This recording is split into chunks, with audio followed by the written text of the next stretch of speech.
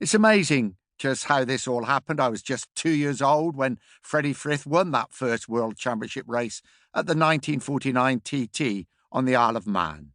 Not that anybody on our house would have noticed. There weren't even any motorcycle riders, let alone racers, in our family. My dear old dad was sports mad. He earmarked me to open the batting and play scrum half for England the moment I emerged into the world at the Radcliffe Infirmary in Oxford. I didn't even open the batting for Magdalen College School's second team, although I loved cricket and played for 50 years.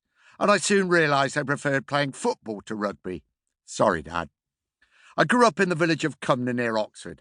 I was a happy local boy who suffered from such acute homesickness that as a teenager on holiday with my mates, I would send a postcard back home to my mum and dad every day.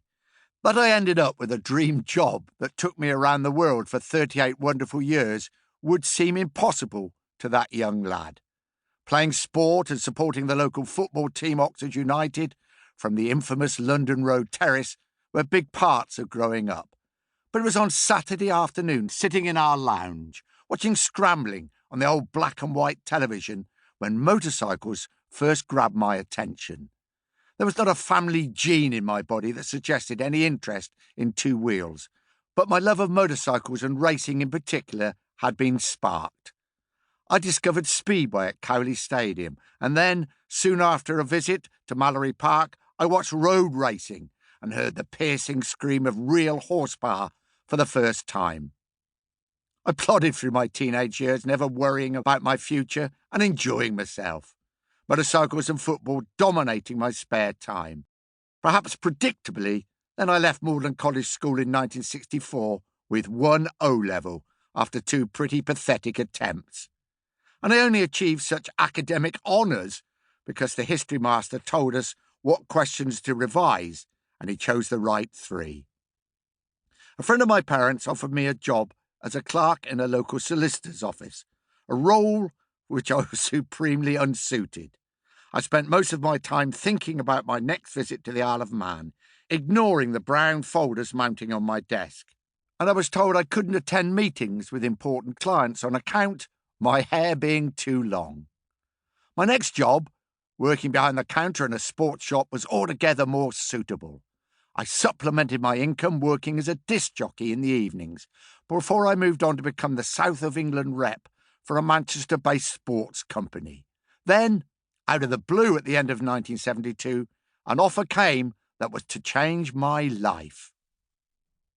I'd come straight from Thursday night football training to the posh house of local bigwig Tony Rosser up the Banbury Road. He was starting a new project, a local free newspaper that was to be called the Oxford Journal, and he wanted me to become his distribution manager. I thanked him but said I was happy selling football boots and training shoes. He then offered me 3 times my current salary, and needless to say, I joined the Oxford Journal 2 weeks later. We'd always loved newspapers, radio and sport in our house. Years earlier, I produced my own handwritten newspaper with pictures glued on and would commentate to my dad on rugby matches at Iffley Road in Oxford. I'd never forgotten those early days, but deep down, I honestly believed the opportunity would never arrive. I assume the highlight of any journalism career would have been back when our headmaster, Eric Brodie, had pinned my report on the Cumnor Primary School versus Dunmore game to the classroom notice board. But, lo and behold, it was not long before an opportunity came to write a sports column for the back page of the paper.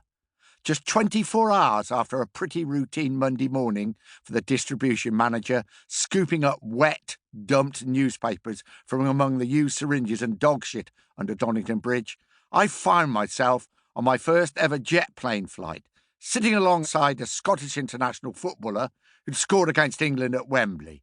Out of the blue, I was being sent to Italy to report on Bologna versus Oxford United in the 1973 Anglo-Italian Cup.